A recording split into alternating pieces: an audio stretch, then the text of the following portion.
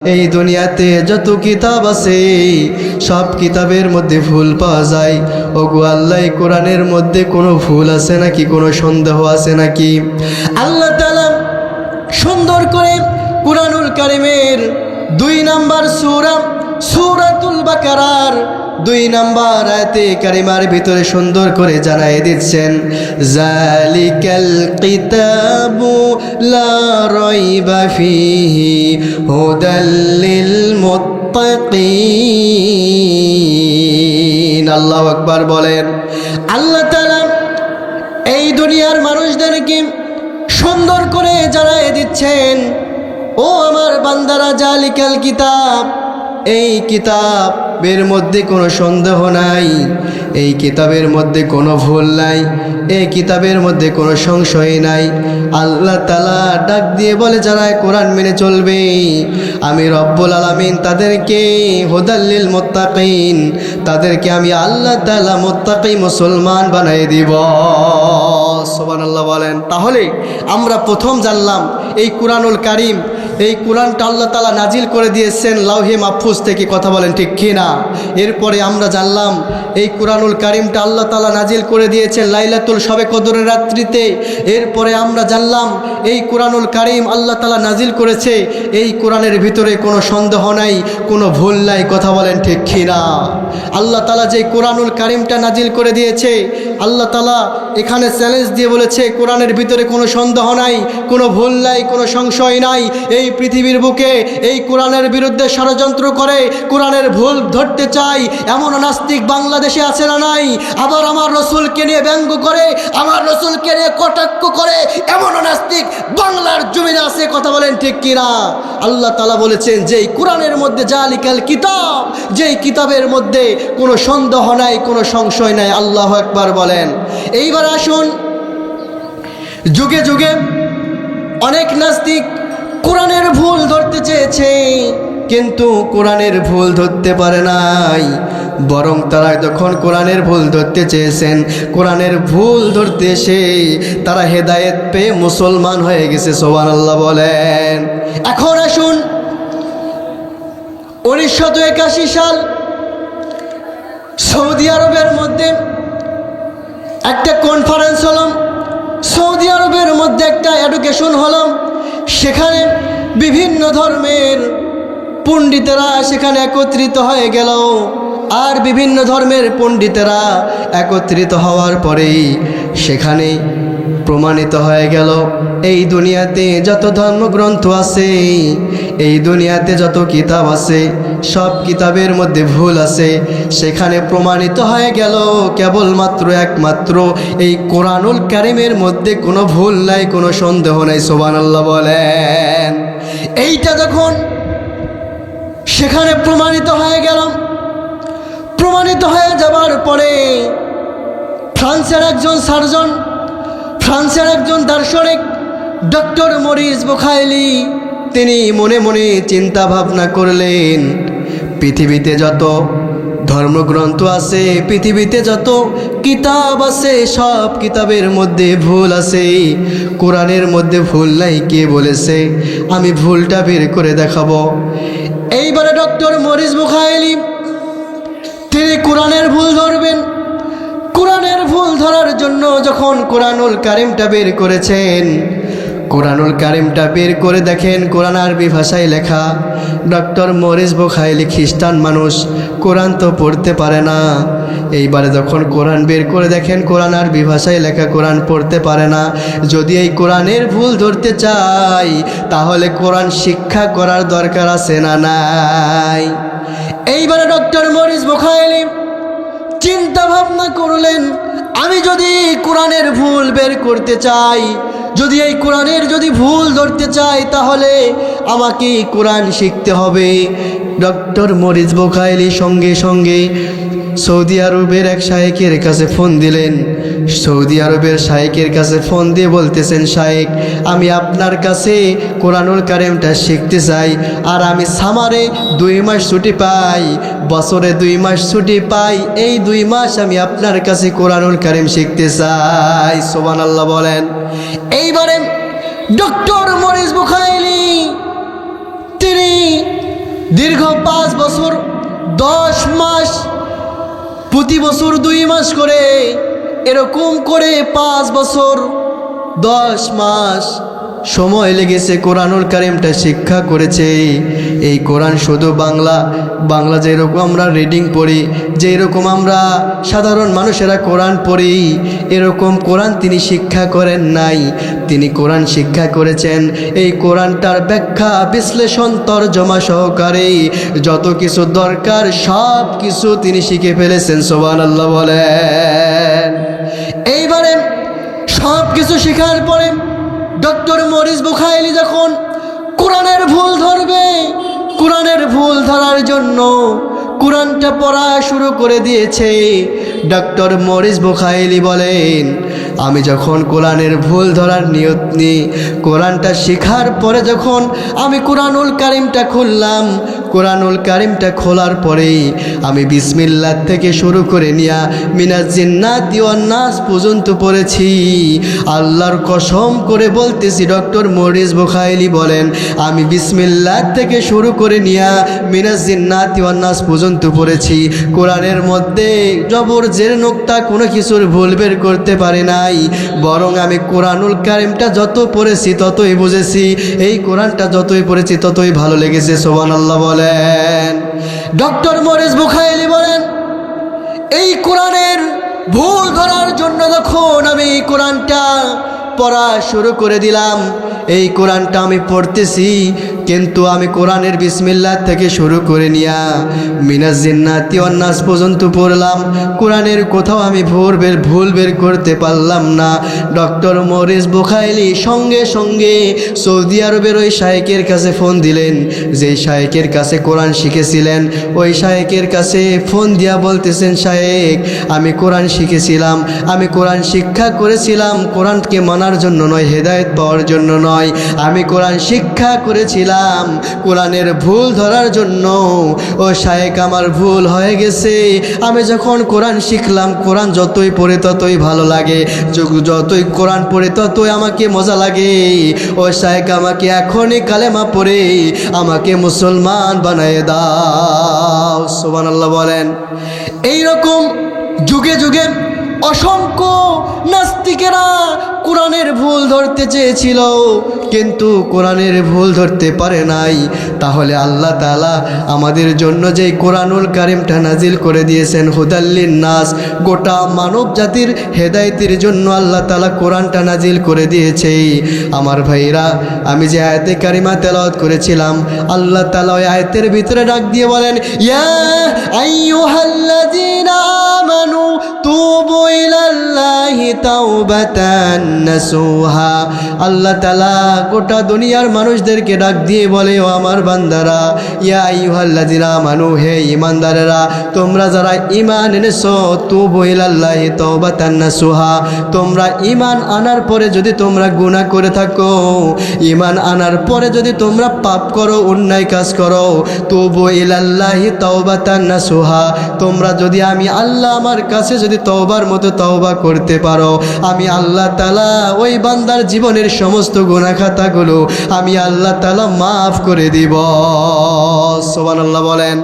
তাহলে আল্লাহ তাআলা বলেছেন, ও আমার দুনিয়ার ঈমানদারেরা, তোমরা যারা ঈমান এনেছো, তুবু ইলাল্লাহি তাওবাতান নাসুহা। এখানে আমরা যারা আছি, আমরা সকলেই গুনাহগার, সকলেই পাপাচার, সকলেই পাপ করেছি।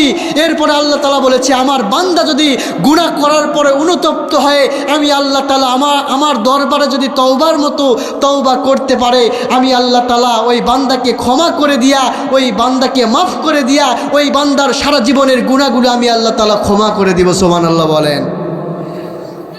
আমার ভাইরা,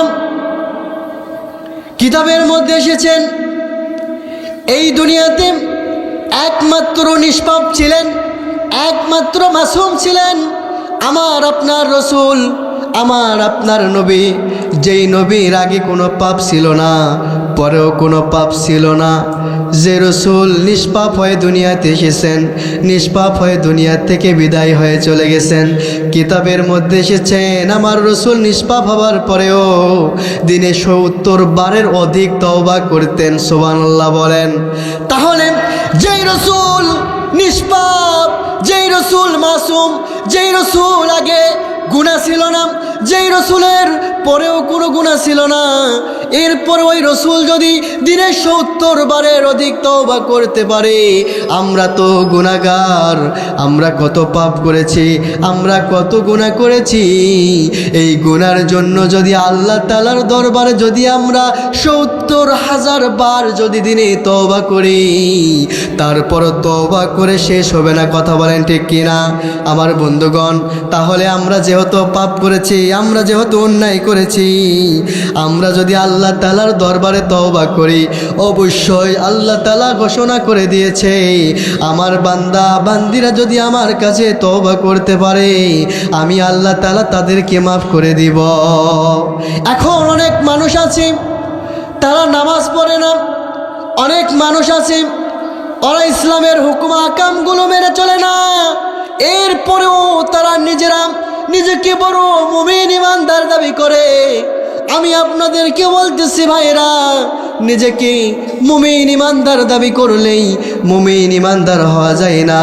আপনি গুনাহ করবেন, আপনি পাপ কাজ করবেন, আর নিজেকে বলবেন মুমিন ইমানদার।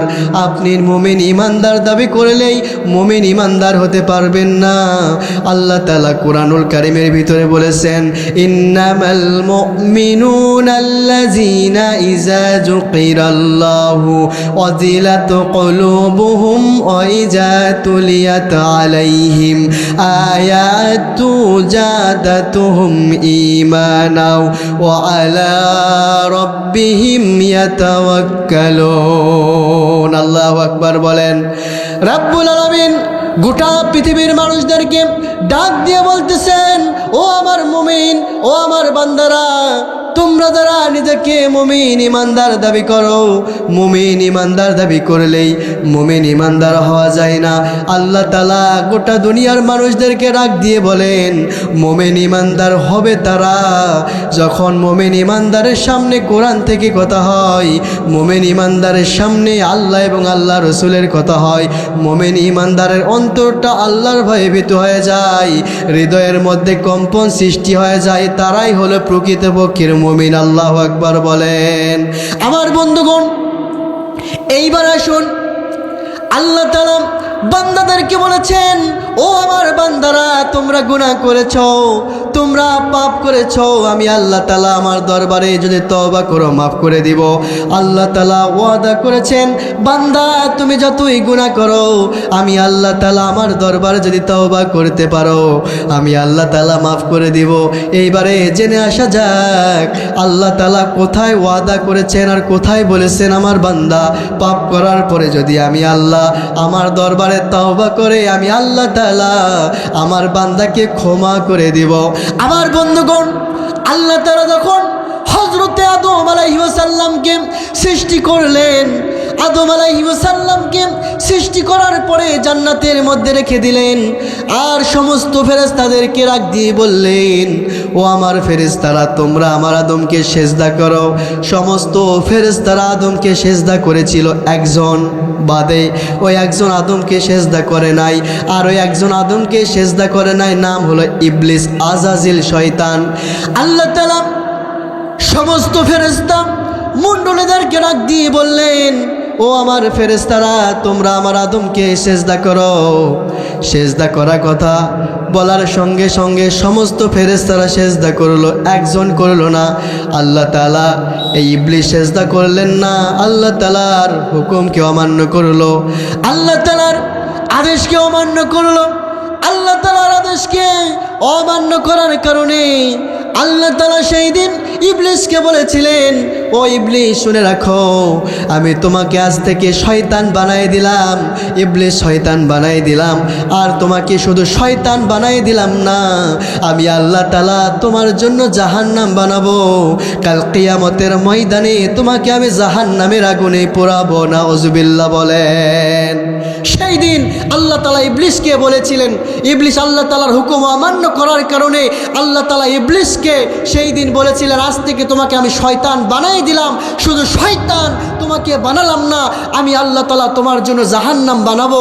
কাল কিয়ামতের ময়দানে আমি আল্লাহ তাআলা তোমাকে জাহান্নামের আগুনে পুরাবো। নাউজুবিল্লাহ বলেন। এইবারে ইবলিসকে যখন আল্লাহ তাআলা ডাক দিয়ে বললেন, তোমাকে আমি শয়তান বানালাম আর জাহান্নামের আগুনে পোড়াবো কিয়ামতের মাঠে। সঙ্গে সঙ্গে ইবলিস আল্লাহকে বলেছিলেন, ওগো আল্লাহ, আমাকে শয়তান বানায় দিয়েছেন, সমস্যা নাই, আমাকে জাহান্নামের আগুনে পোড়াবেন, সমস্যা নাই। ওগো আল্লাহ, আমার কিছু পাওয়ার লাগবে, ক্ষমতা লাগবে। কি লাগবে বললাম? পাওয়ার লাগবে, ক্ষমতা লাগবে। আল্লাহ তাআলা আজাজিলকে রাগ দিয়ে বললেন, আজাজিল, তোমার পাওয়ার লাগবে, তোমার ক্ষমতা লাগবে, কি পাওয়ার লাগবে বলো। সেই দিন ইবলিস আল্লাহকে ডাক দিয়ে বলেছিল, আল্লাহ, আমার পাওয়ার লাগবে, আমার ক্ষমতা লাগবে, আমাকে জাহান্নামের আগুনে পুরাবেন আর তোমার আদম সন্তানদেরকে জান্নাত দিবে, আমি এটা মানতে পারবো না। ওগো আল্লাহ, আমার পাওয়ার লাগবে, ক্ষমতা লাগবে, তোমার আদম সন্তানেরা জান্নাতে যাবে, আমি জাহান্নামের আগুনে পড়বো, এটা হতে পারে না। ওগো আল্লাহ, আমার পাওয়ার লাগবে, সেইটা হলো তোমার আদম সন্তানদেরকে যেন ওয়াসওয়াসা দিতে পারি, আর তোমার আদম সন্তানদের শিরায় শিরায় উপশিরায় গিয়ে যেন ওয়াসওয়াসা দিয়ে তাদেরকে ইসলাম থেকে তাদেরকে বিতাড়িত করে আমার দলের অন্তর্ভুক্ত করতে পারি। তোমার বান্দারা যখন মসজিদের মধ্যে আজান হয়ে যাবে, আজান হওয়ার পরে মসজিদের দিকে ধাপিত হবে নামাজ পড়ার জন্য, আমি সেখান থেকে আমি আমার দলে শয়তানের কাজে লিপ্ত করাবো, নামাজ থেকে বিরত রাখবো। এরকম করে তোমার বান্দাদেরকে আমার দলের অন্তর্ভুক্ত করে আমি যে জাহান্নামে থাকবো, ওই একই জাহান্নামে তোমার আদম সন্তানদেরকে নিয়ে আমি জাহান্নামে যেতে চাই। নাউজুবিল্লাহ বলেন। আল্লাহ তাআলা সেই দিন আদমকে বলেছিলেন তোমাকে আমি জান্নাত দিব, আর ইবলিসকে বলেছিলেন জাহান্নামে দিব। ইবলিস আল্লাহকে বললেন, আল্লাহ, আমার পাওয়ার লাগবে। আল্লাহ তাআলা ইবলিসকে ডাক দিয়ে বলে, ইবলিস, তোমার পাওয়ার লাগবে, তোমার ক্ষমতা লাগবে। আমি আল্লাহ তাআলা তোমার পাওয়ার ক্ষমতা দুইটাই দিয়ে দিলাম। তুমি আমার আদম সন্তানদেরকে জান্নাত থেকে বের করে জাহান্নামে নিয়ে যাবে, ঠিক আছে।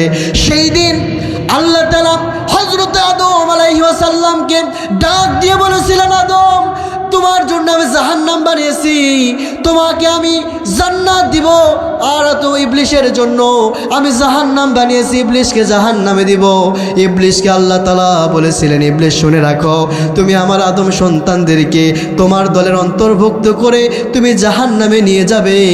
আমি তোমার সঙ্গে চ্যালেঞ্জ গ্রহণ করলাম, তোমাকে আমি চ্যালেঞ্জ দিলাম, তুমি আমার আদম সন্তানদেরকে ধোঁকা দিবে, আমি তোমাকে চ্যালেঞ্জ দিলাম।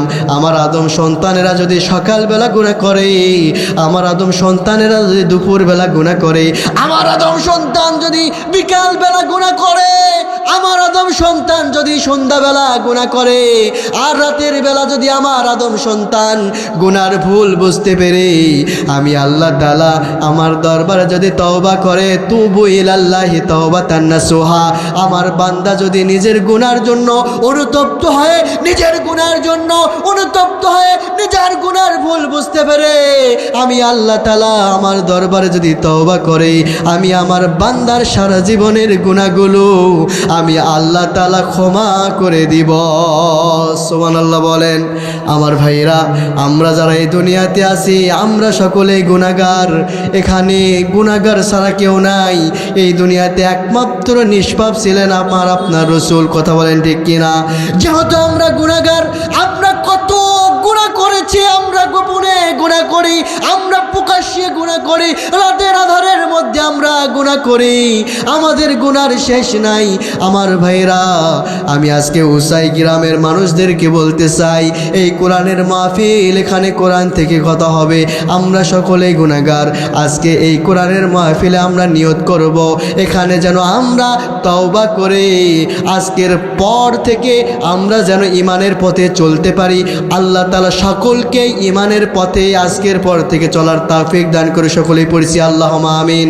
আমার ভাইরা, আমি আপনাদেরকে বলতে চাই, এই দুনিয়াতে আমরা সকলেই আজকে গুনাহগার।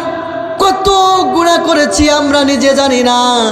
এই মুহূর্তে যদি আমাদের হায়াতটা শেষ হয়ে যায়, তাহলে এই দুইটা চোখের পাতা যদি বন্ধ হয়ে যায়, আমাদের শরীরটা যদি মৃত হিসাবে যদি গণ্য হয়ে যায়, তাহলে আমরা যখন মৃত লাশ হয়ে যাব, আমাদের গুনাহ খাতাগুলো যদি আমরা মাপ না করে দুনিয়া থেকে বিদায় হয়ে চলে যাই, তাহলে এই যে দুনিয়াদারি, এই যে টাকা পয়সা, কত সম্পদ করলাম, ছেলে মেয়েদের জন্য হাড় ভাঙ্গা খাটনি করলাম, আমার ভাইরা আমি আপনাদেরকে বলতে চাই, এই যে আমরা গুনাহ করলাম, গুনাহ করার পরে যদি এই অবস্থায় গুনাহ করতে করতে গুনার উপরে যদি অটল থেকে যদি আমরা দুনিয়ার থেকে বিদায় হয়ে চলে যাই, যেই দিন দুইটা চোখের পাতা বন্ধ হয়ে যাবে, কুল্লু নাফসিন যায়কাতুল মাউত, ওই মৃত্যুর নামে যখন ডাক চলে আসবে, আমাদের যখন মৃত্যু হয়ে যাবে, মালাকুল মউত যখন আমাদের জানটা কবজ করে নিয়ে যাবে,